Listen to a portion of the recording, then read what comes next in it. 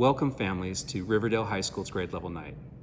In a moment, you're going to hear from our registrar and our school counselors on a variety of topics, from how to make a schedule change to graduation requirements to how to successfully transition into college and career. Please watch through all of the information and join us on the scheduled grade level night. I'll have a brief presentation followed by time for you to ask questions of myself, Ms. Wright, Mr. Call, and Mr. Lavorne. Until then, I look forward to seeing you all soon. Take care. Hi, I'm Kelsey Call, and I'm the school counselor at Riverdale High School.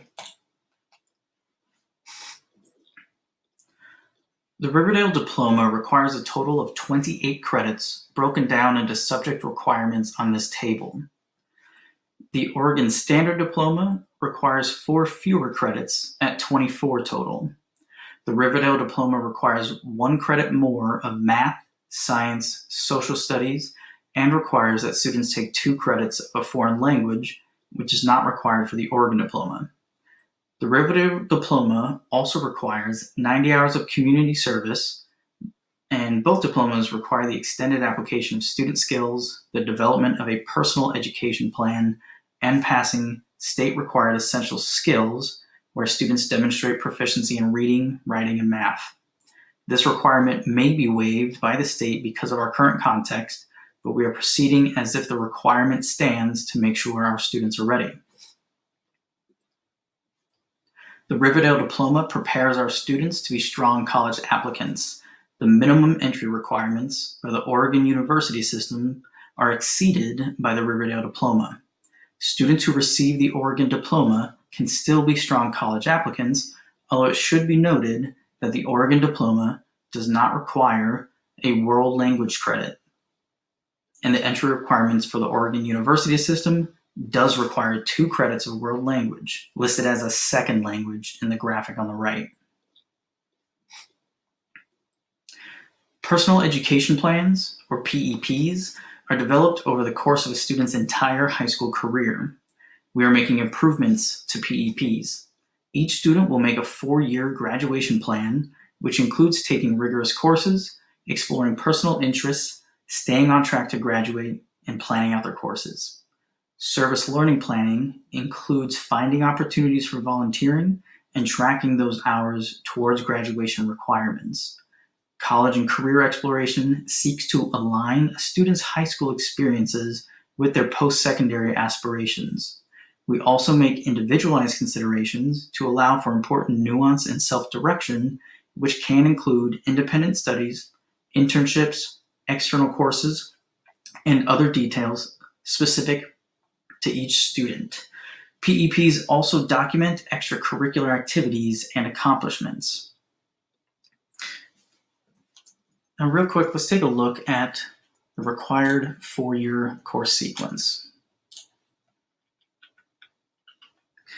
This is the typical 4-year course sequence for a Riverdale student. Each year has 3 trimesters. Students take 5 classes each trimester. Each class is worth half a credit. A student can earn 7.5 credits per year. Over 4 years, that's 30 credits, which is 2 more than the required 28 for the Riverdale Diploma. Following the typical 4-year course sequence will keep students on track to be competitive college applicants, especially because the Riverdale Diploma has increased core class requirements.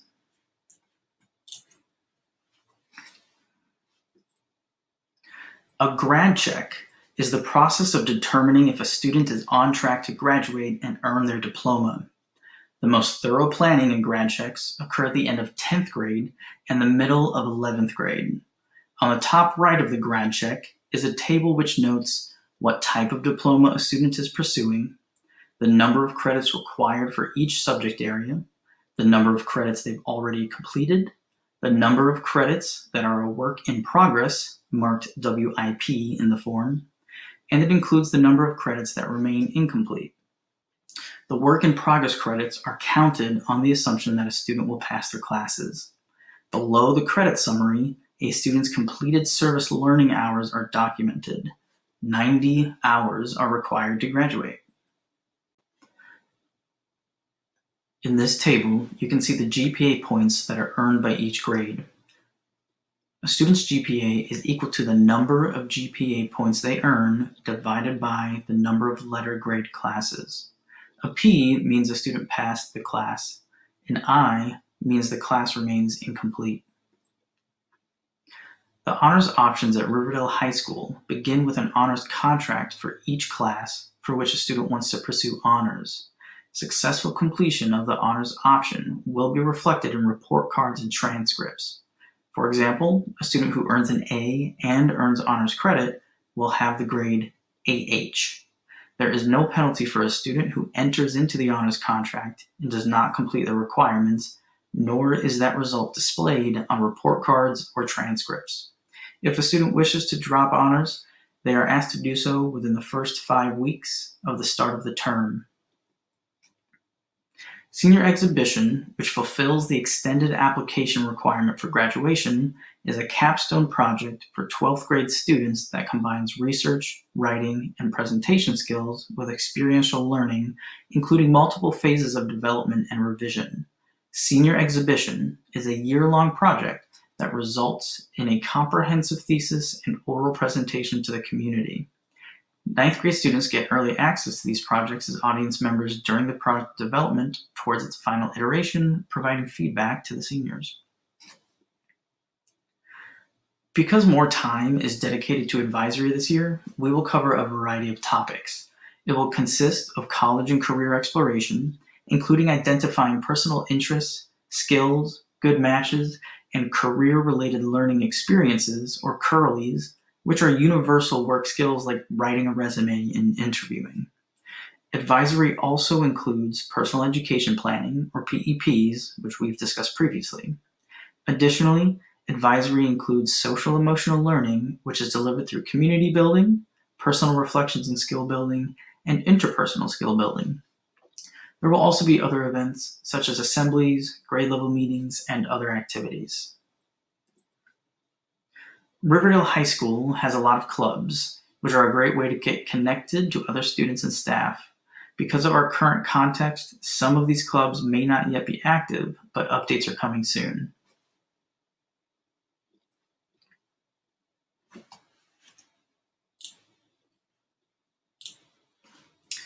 I also want to talk about what my role as a school counselor is and what it is not. I can provide basic mental health support to students, which includes listening to them, problem solving, and building some basic skills that are good for everybody.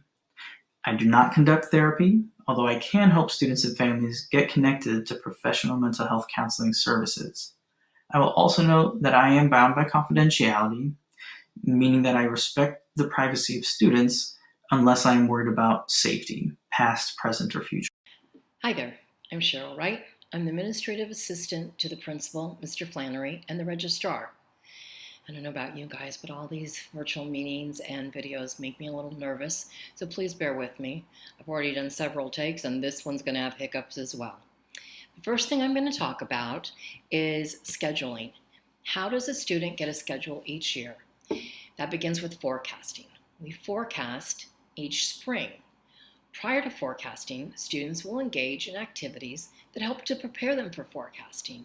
We then encourage students and their families to sit together when forecasting opens.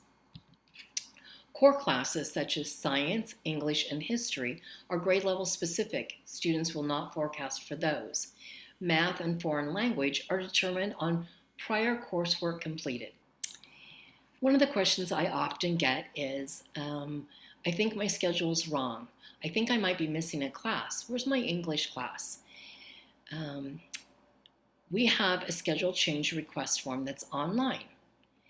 Schedule changes are processed in the order and the priority that they're received. I open up the scheduling change 2 weeks prior to each trimester beginning and close it at the end of 2 weeks. Now, most schedule changes are all processed before the trimester begins. We certainly have most students all tucked into classes by the 3rd day of each trimester. Okay, now I'm going to talk a little bit about transcripts. Transcripts are a record of the student's grade. And the final grades are posted at the end of each trimester. Progress grades are not on the transcript. And students may request their transcripts at any time. Simply email me. Prior schools credits. This is a question that I often get. What do I mean by prior schools credits? If you transferred to Riverdale from another high school, not to worry, we will request those records and we'll transcribe those onto your Riverdale transcript. If you took a high school equivalent course in middle school and the course is labeled as high school credit, we will give you credit. Outside credits. What do I mean by outside credits? If you've completed work outside of Riverdale, example, summer school, online course, or college courses. How do you get those on your Riverdale transcript? Request an official transcript. Have it sent to my attention, have it sent to my email. So many things are done electronically these days.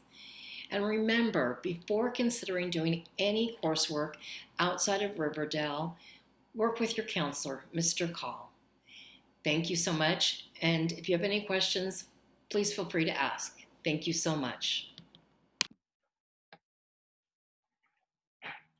Hi, my name is Robert Lavorne, and I'm the college counselor at Riverdale High School. I just want to take a few minutes of your time tonight to talk about a few things that connect with college and career preparation in 9th and 10th grade.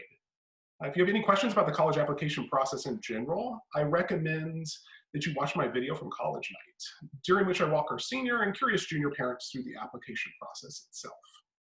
So let's get to it.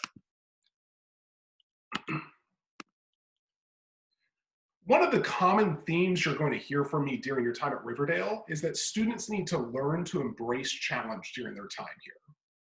Now, that first trimester of freshman year is best spent learning school and teacher expectations and how to strike a balance between school and life. Some freshmen have already signed up for the honors options in their courses, which is great. But if you didn't, don't worry, there are many more trimesters to come.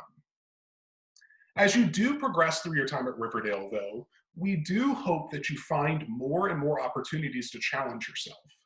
This could be a particular class and a subject in which you normally struggle. It could be a demanding honors option in a core class.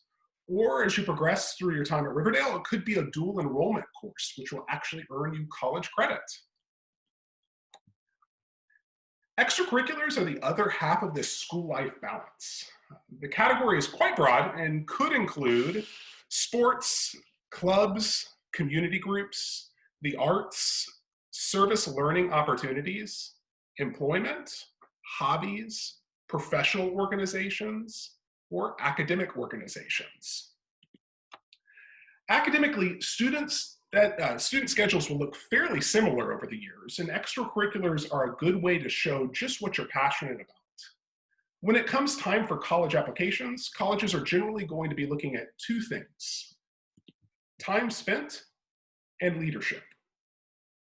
Whether you're playing the piano or volunteering at a soup kitchen, schools like to see continued commitment. The longer you are in an extracurricular also will often mean that you have more opportunities to take on a leadership role. Leadership roles will largely be dependent on the activity in question. As you get older, schools will expect to see you assume more responsibility. As you likely know, the standardized testing scene is very complicated right now, and our recommendations will likely change as the year or years go on. But I do want to note that despite a lack of familiarity with the testing format, Riverdale students perform quite well on standardized tests. And how well? Well, last year, approximately 60% of Riverdale juniors scored in the 80th percentile or better on the PSAT, with very little to no preparation. What this means is that many students should consider taking the test earlier than in the past.